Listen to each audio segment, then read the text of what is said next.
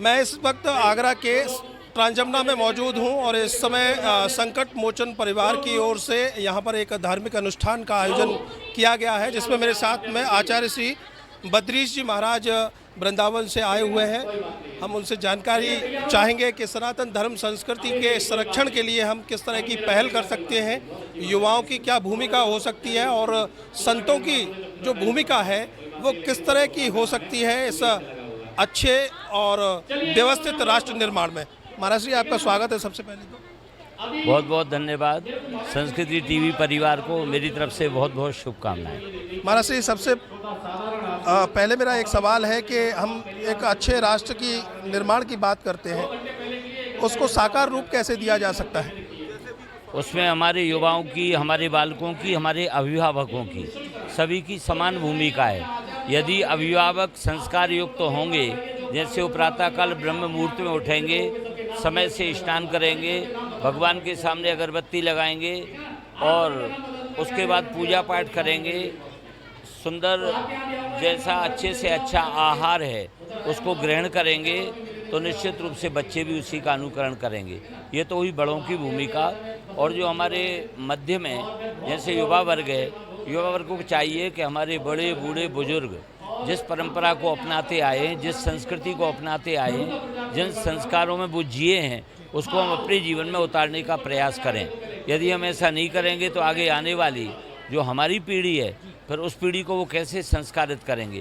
तो ये जो परंपरा हमारे यहाँ संस्कारों की चली आ रही है, ये बुजुर्गों के द्वारा युवाओं को, युवाओं के द्वारा बालकों को, और स्त्रियाँ तो हमारी बेचारी सहज संस्कार संपन्न होती हैं, पूजा पाठ में, धर्म कर्म में सबसे अग्रणी रहती हैं। लेकिन इन तीनों वर्गों को तालमेल बना करके आगामी पीढ़ी के लिए जो भयावह स्थिति हो रही है उसको बचाने के लिए हम सभी को संस्कारित होना पड़ेगा।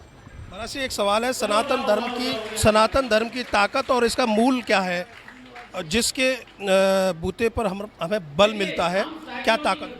सनातन धर्म की ताकत है हमारे संस्कार, सनातन धर्म की ताकत है हमारे विचार, हमारे पूर्वजों के आचरण। हमारे यहाँ कहा गया है, महाजनो इन गता सपंथा। महापुरुष जहाँ पर गए हैं उसी मार्ग पर हमको चलना चाहिए। सत्य का मार्ग है, ध्यान का मार्ग है, धैर्य का मार्ग है, त्याग का मार्ग है, तपस्या का मार्ग है, राष्ट्रभक्ति का मार्ग है, परोपकार का मार्ग है, सेवा का मार्ग है। ये सब हमारे सनातन संस्कृति के पोषक हैं। यदि हम इनको अपने अधीन रखेंगे, इनके अधीन हम रहेंगे, तो ये सदा सर्वदा हमारा सनातन धर्म पुष्ट होगा और ये कभी विनष्ट नहीं हो सकता है। सवाल ये भी है कि हम भागवताचार्यों को, कथावाचकों की भूमिका को कैसे देखें राष्ट्र निर्माण के लिए? क्या भूमिका इनकी बन सकती है या होती है? कथावाचकों की आज के समय में सबसे बड़ी महत्वपूर्ण भूमिका है, क्योंकि पूरे विश्व की सबसे ज़्यादा दुनिया को अगर कोई प्रभावित करता है तो कथावाचक करता है।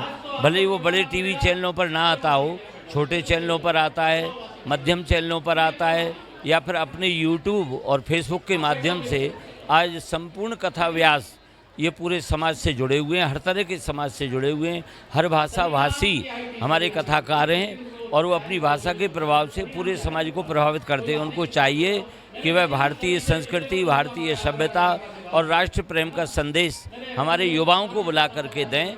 जितना युवाओं को हम संस्कारित कर पाएंगे, हमारा राष्ट्र उतना उन्नत और समृद्ध होगा। महाराज जी, एक आखिरी सवाल लूँगा आपसे कि फतेहपुर सीकरी आगरा में इस समय बड़ा एक दिव्य अनुष्ठान चल रहा है। 20 दिनों से लगातार उस धार्मिक कुंभ का आयोजन हो रहा है, जिसमें 1100 कुंडी रुद्र महायज्ञ, शिव पुराण, श्री राम कथा और रासलीला जैसे कार्यक्रमों को आयोजित किया गया। शोभानंद भारती जी महाराज परमहंस, उनके माध्यम से इस कार्यक्रम को बल दिया गया और क्षेत्र की जनता ने इसका बड़ा बृहद रूप बना दिया। तो कैसे देखते हैं कि हम आजकल अपने बच्चों को IAS, IPS बनाना चाहते हैं, डॉक्टर, इंजीनियर बनाना चाहते हैं, लेकिन एक 34 वर्ष की आयु में दिगंबर भेष बनाकर उन्होंने इतना बड़ा दिव्य अनुष्ठान कर दिया और सनातन को बल दे दिया। तो कैसे देख रहे हैं ऐसे सनातन धर्म का मूल है विष्णु, सनातन धर्म का मूल है सनातन धर्म, सनातन धर्म का मूल है यज्ञ, सनातन धर्म का मूल है हमारे धार्मिक अनुष्ठान। ये जितने भी संपन्न होंगे, हमारे यहाँ राजसूय यज्ञ होते हैं, अश्वमेध यज्ञ होते हैं, विष्णु यज्ञ होते हैं, रुद्र यज्ञ होते हैं, देवी के दुर्गा यज्ञ होते हैं। इन यज्ञों के माध्यम से इस प्रकृति का संतुलन सुधरता है, इसका वातावरण शुद्ध होता है, इससे वायुमंडल शुद्ध होता है और इससे मेघ तैयार होते हैं, मेघ वर्षा करते हैं और उससे संपूर्ण जो पशुधन है उसको अपना चारा मिलता है और मानव जितना भी शरीर है उन सब के लिए अन्न मिलता है। यज्ञ के द्वारा ही सारी प्रकृति में सुधार होता है और प्रकृति का संरक्षण होता है। यदि प्रकृति का शोधन करना है तो हमारे इन संतों ने शुरू से, हमारे ऋषियों ने यज्ञ किए हैं। मैं ऐसे यज्ञकर्ताओं को बहुत बहुत बधाई और धन्यवाद और आपके चैनल को धन्यवाद देता हूं कि ऐसे सत्कार्यों को, सनातन धर्म के शुभ कार्यों को आप प्रचारित प्रसारित कर रहे हैं। बहुत बहुत धन्यवाद। तो आचार्य श्री बद्री जी महाराज मेरे साथ में थे और अपने विचार सनातन धर्म संस्कृति के संरक्षण के लिए आपने व्यक्त किए। आगे भी नए विचारों के साथ फिर उपस्थित होंगे, तब तक मुझे दीजिए अनुमति। प्रणाम। जय श्री राम।